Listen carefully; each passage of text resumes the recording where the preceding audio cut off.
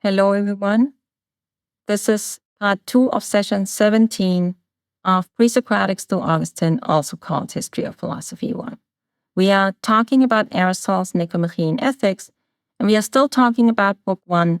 And today we turn to a super famous argument called the function argument.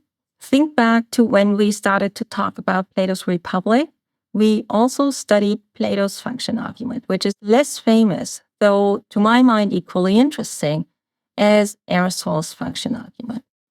We already saw what it is that Aristotle considers a big challenge for ethics or for the kind of project that he undertakes in the Nicomachean Ethics.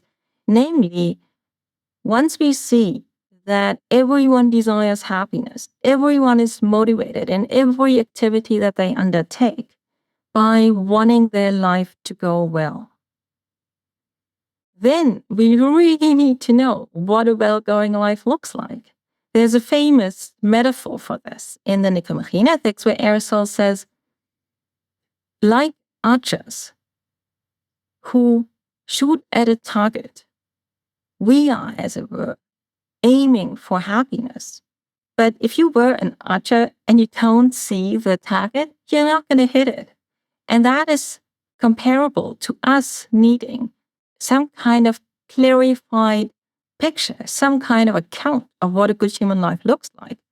Otherwise, how should we hit the target? How should we even be able to really aim for it?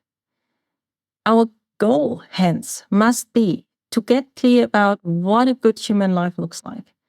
And Aristotle makes a number of attempts to find the right angle for how can we clarify this? How can we get at an account of what a well-lived human life, a happy human life looks like?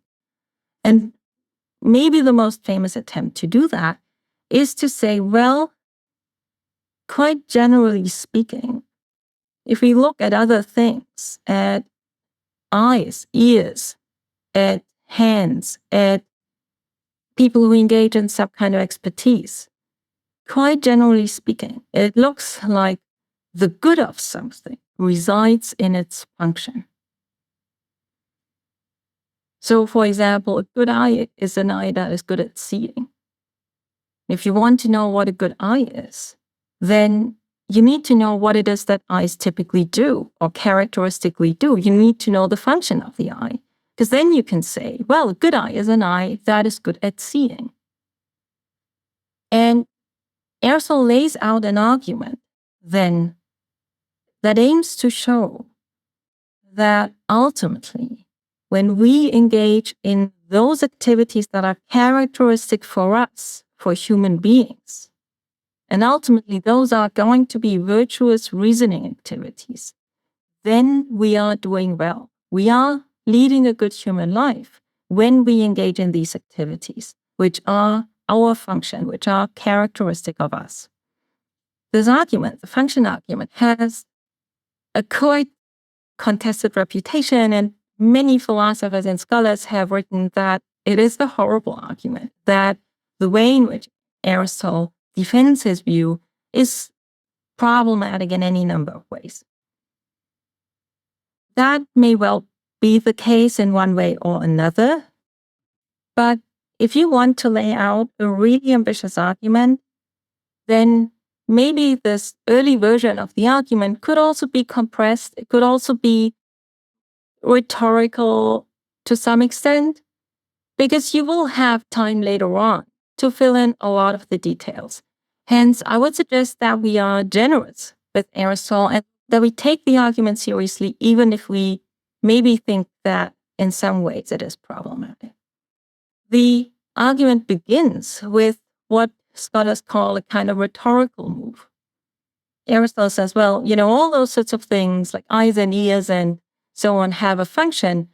And the rhetorical move now is, why shouldn't human beings also have a function? Should they be do-nothings? Well, maybe.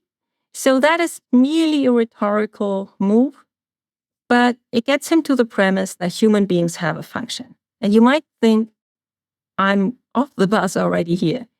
I'm not accepting the premise that human beings have a function. But let's grant it for now, and let's see how the argument continues.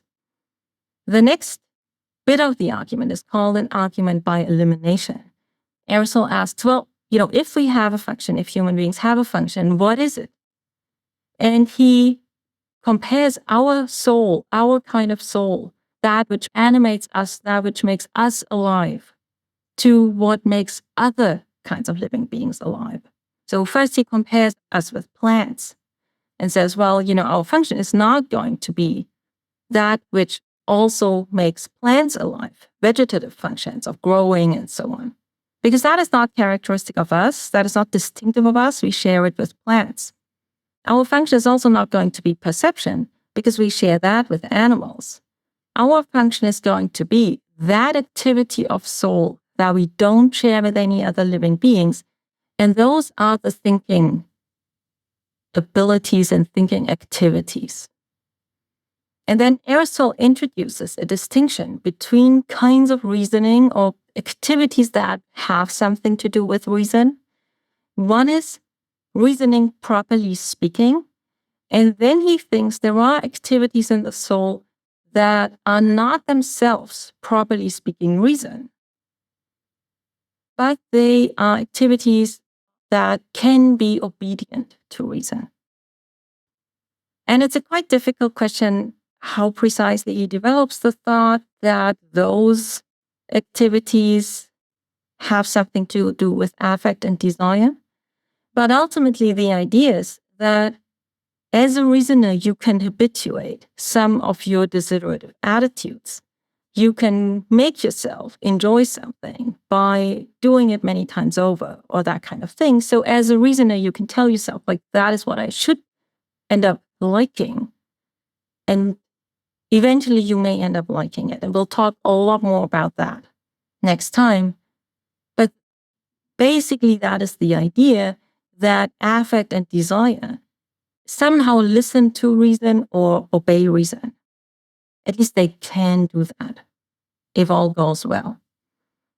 So that gets Aristotle to a claim that really sets up the structure of the Nicomachean Ethics. There are going to be two activities and excellences in the human soul, some related, just properly speaking, to thinking, and others related to how our affect and desire relates to reasoning. And if we do well in these two respects, then the claim is we are leading a good human life. Now, I want you to think for now, as your assignment, just about this idea of affect and desire, listening to reason, or being able to obey reason and being able to listen to reason, and to come up with an example for that.